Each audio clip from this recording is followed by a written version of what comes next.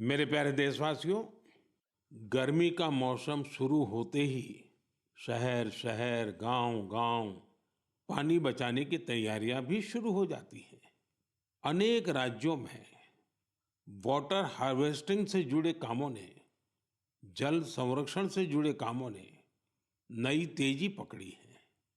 जल शक्ति मंत्रालय और अलग-अलग स्वयंसेवी संस्थाएं इस दिशा में काम कर रही हैं।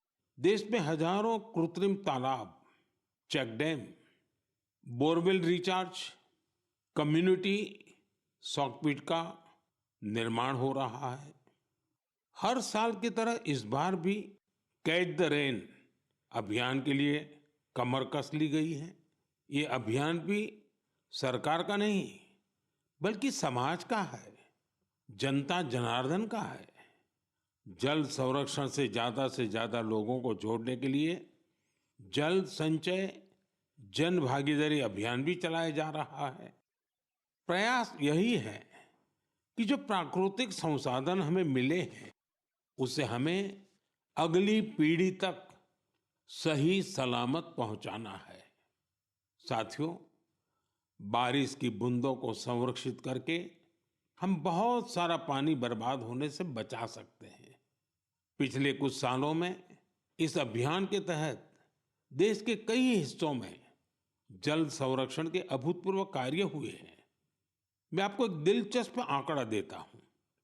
पिछले 7-8 साल में नए बने टैंक, पॉन्ड और अन्य वाटर रिचार्ज स्ट्रक्चर से 11 बिलियन क्यूबिक मीटर, उससे भी ज्यादा पानी का संरक्षण हुआ है।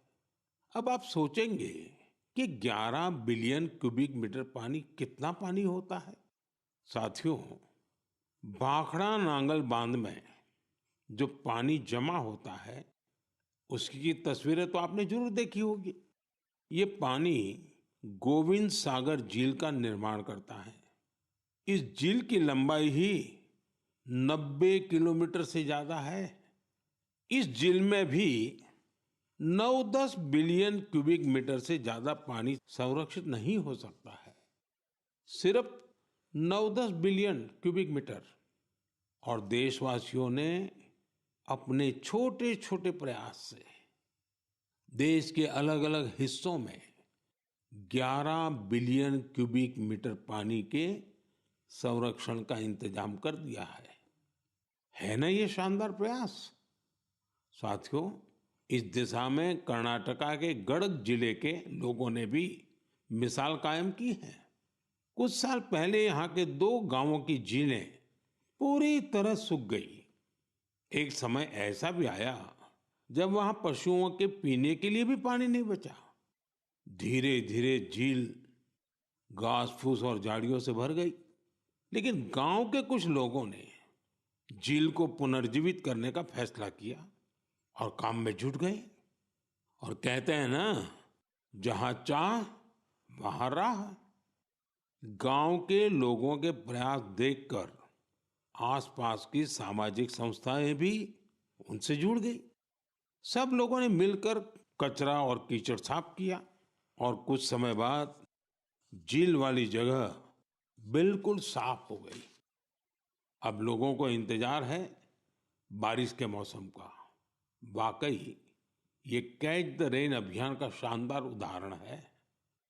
साथियों, आप भी सामुदायिक स्तर पर ऐसे प्रयासों से जुड़ सकते हैं। इस जन आंदोलन को आगे बढ़ाने के लिए आप अभी से योजना जरूर बनाइए।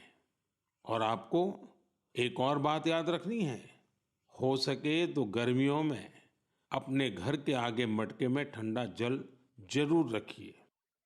घर की छत पर या बरामदे में भी पक्षियों के लिए पानी रखिए।